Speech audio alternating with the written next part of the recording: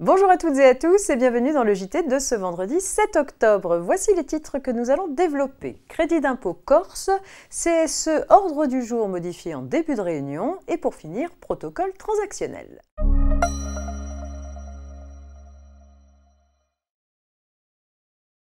Les PME relevant d'un régime réel d'imposition peuvent, à certaines conditions, bénéficier d'un crédit d'impôt au titre des investissements exploités en Corse ou CIIC.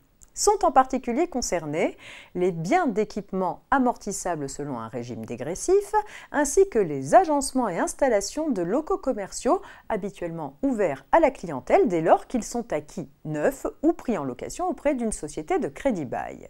Selon le fisc, les exploitants de camping peuvent profiter de cet avantage fiscal pour les investissements réalisés au titre d'agencement et installation de locaux commerciaux, même s'ils ne sont pas éligibles à l'amortissement dégressif. Les mobil-homes sont considérés comme répondant à la définition de locaux commerciaux habituellement ouverts à la clientèle, dès lors que les prestations accessoires à l'hébergement, comme la mise à disposition de linge ou le petit déjeuner, sont effectivement offerts aux clients. Dans ce cas, le coût d'achat des mobil-homes et leur agencement peuvent être pris en compte dans l'assiette du crédit d'impôt.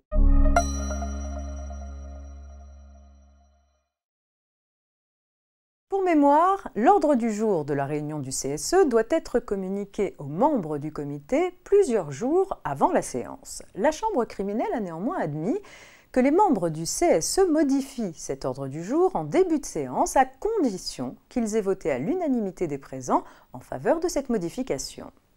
Dans cette affaire, lors d'une réunion d'un comité central d'entreprise devenu depuis le CSE central, son secrétaire était intervenu en début de séance pour solliciter l'ajout d'un point à l'ordre du jour permettant de poursuivre l'employeur pour délit d'entrave. La modification de l'ordre du jour avait alors été adoptée à l'unanimité des membres présents. La demande de l'employeur de faire juger cette action irrecevable au motif que ce point ne figurait pas dans l'ordre du jour adressé 8 jours auparavant aux membres du CSE a donc été rejetée et la société déclarée coupable de délit d'entrave.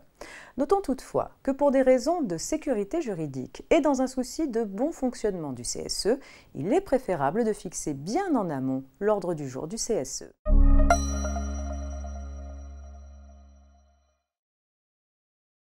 Vie des affaires pour terminer avec une petite histoire de protocole transactionnel. Pour résoudre un désaccord, les associés d'une ESCI concluent une transaction. Cet accord est ensuite soumis à l'homologation du juge qui lui donne force exécutoire. 2 ans plus tard, certains signataires de la transaction saisissent le juge pour contester sa validité. Les autres signataires s'y opposent, estimant que la validité de la transaction ne peut plus être remise en cause après son homologation par le juge. À tort.